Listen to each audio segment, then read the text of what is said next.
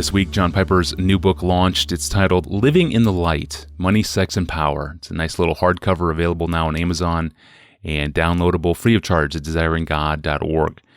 Pastor John, one thing that stands out in the book, and you make it on this podcast all the time, is that God's commands against the sinful use of money, sex, and power are not merely just bare prohibitions. They are really diagnostic tests of our own hearts. In the book, you write this, quote, "Power, money, and sex are all God-given means of showing what you value," end quote.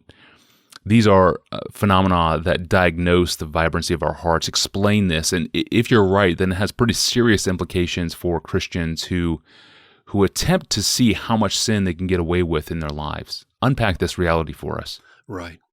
Yes, that is what I say in the book and what I try to unpack. Money, sex, and power are God-given ways of displaying God's supreme worth in our lives. Or they can display the supreme worth of something other than God and prove that we are idolaters. The way you think and feel and act about money and sex and power puts your heart's treasure on display, either God or something He made. And one of the reasons for this is simply what money and sex and power are. So this is where definitions work, again, so importantly. Let me give you 3 definitions, one for each of them. And you'll see immediately why it is, given the definition, that they are God-given means of putting on display the supremacy of what we value. So what is power? Power is the capacity to pursue what you value. Money, what is that?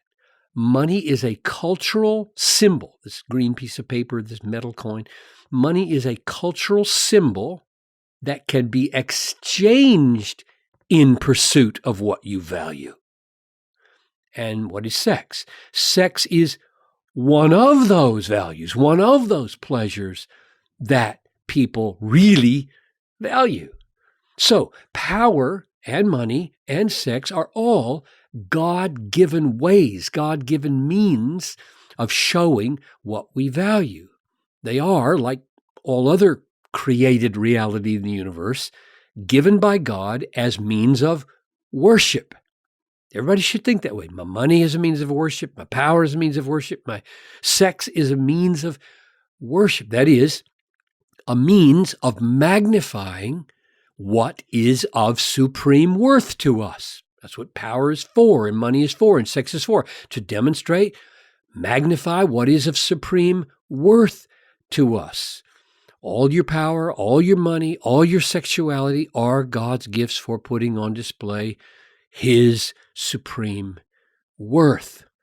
Now, how do we do that? There are 2 ways we do it, at least 2 ways that we make money, sex, and power become a display of God's truth and beauty and worth. One is by preferring God's truth and beauty and worth over sinful uses of money, sex, and power. So we prefer God. When you prefer something, you show that it's preferable. It's more beautiful, more true, more glorious. And the second way, we pursue God's truth and beauty and worth in the gift of money, sex, and power, in the righteous use of money, sex, and power. In other words, one way of magnifying Christ with money, sex, and power is how we deal with the dangers. That was number 1.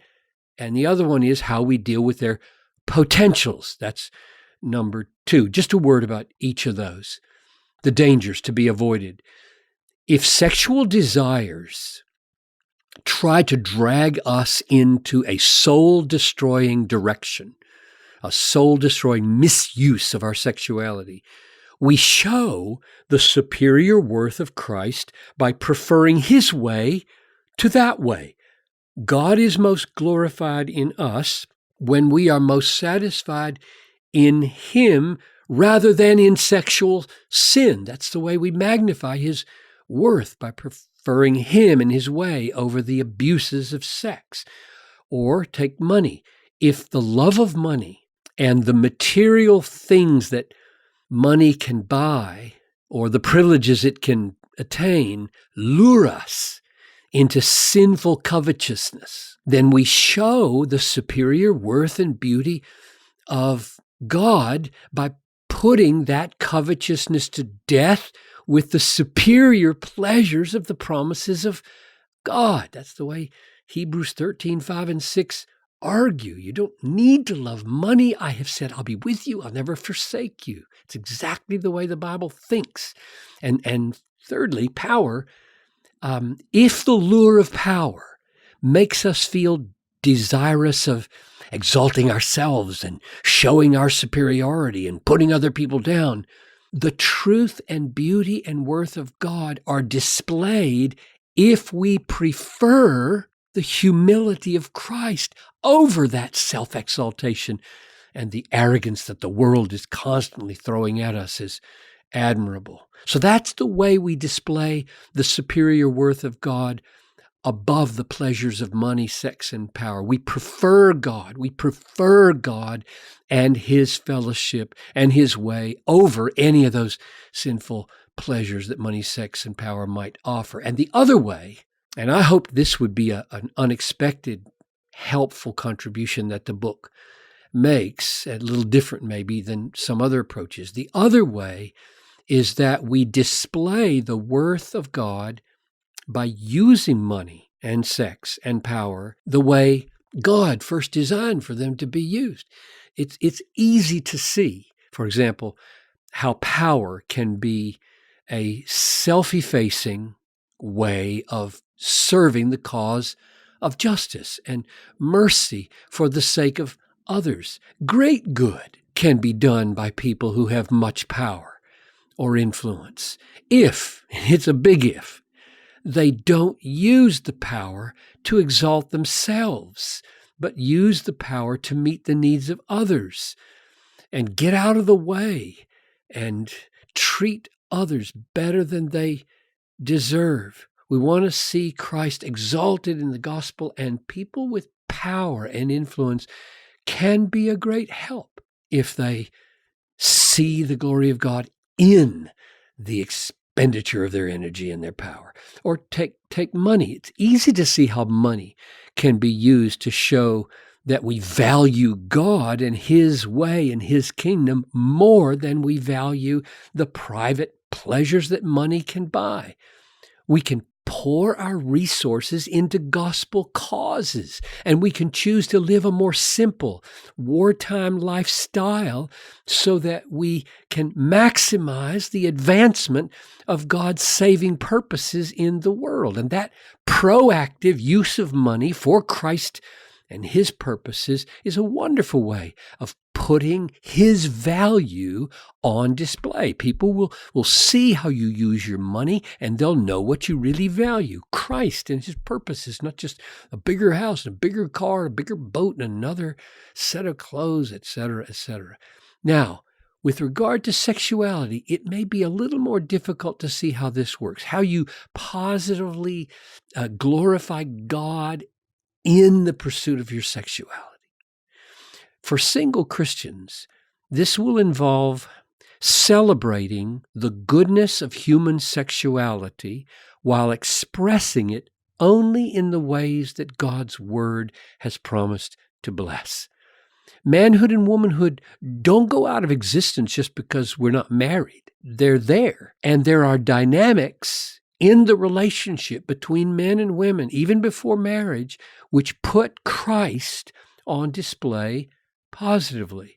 And then in marriage, it's even more pointed. One simple example would be that in the sexual union, in the actual act of sexual relations, both husband and wife, driven by the beauties of Christ, can seek each other's pleasure above their own and seek their own in the pleasure of the other, so that both are displaying the beauties of Christ, even in the way they pursue their own sexual pleasures in the pleasures of another. And of course, it almost goes without saying, but perhaps not, that celebrating the covenant commitment of sexual faithfulness in marriage is a beautiful testimony to the goodness of God to a watching world. And you mentioned, Tony, at the end of your question, if I remember right, this is has pretty serious implications for Christians who attempt to see how much sin they can get away with. Well, that's true.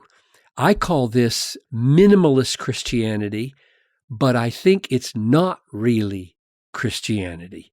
And the reason I say that is because Jesus defined his disciples not as those who did the minimum, but those who loved him more than anything. He said in Matthew 10:37, "Whoever loves father or mother more than me is not worthy of me. Whoever loves son or daughter more than me is not worthy of me." And if it's true for mothers and fathers and sons and daughters, good grief, surely it's true for money and sex and power. Whoever loves money, whoever loves sex, whoever loves power more than me isn't worthy of me. You can't even be a Christian. It's not like there's this minimalist thing. Everybody squeaks by at the last day. You can't even be a Christian if Jesus is not your greatest treasure. So yes, the stakes are very high.